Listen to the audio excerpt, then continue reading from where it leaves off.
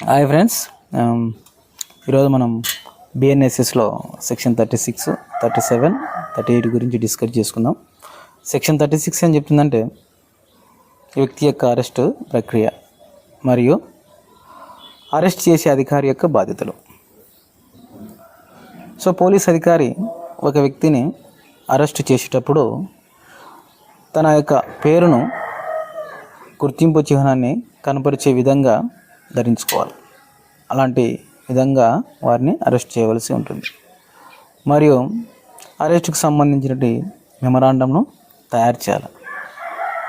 ఆ మెమరాండంలో ఆ అరెస్ట్ చేయబడిన వ్యక్తి యొక్క కుటుంబ సభ్యులలో ఏ ఒక్కరినైనా సాక్షి సంతకాన్ని తీసుకోవాలి.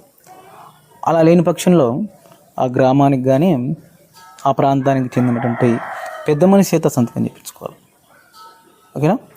తర్వాత వచ్చేసి అదే మెమరాండంలో అరెస్ట్ కాబడిన వ్యక్తి యొక్క సంతకం కూడా చేయించుకోవాలి. ఒకవేళ తన కుటుంబ సభ్యులు సాక్షి సంతకం తీసుకునే పక్షంలో వారి యొక్క బంధువులకు కానీ, వారి యొక్క ఫ్రెండ్స్కి కానీ, ఇంకెవరికైనా సరే సమాచారం తెలుపుకోమని చెప్పేసి వారికి తెలియపరచాలి. నెక్స్ట్ సెక్షన్ 37 ఏం చెప్తుందంటే పోలీస్ కంట్రోల్ కేంద్రాలు ఏర్పాటు మరియు అధికారుల ఏర్పాటు. ప్రతి జిల్లా హెడ్ క్వార్టర్లో పోలీస్ కంట్రోల్ కేంద్రాలు ఏర్పాటు చేయాలని చెప్పేసి ఈ సెక్షన్ చెప్తుంది.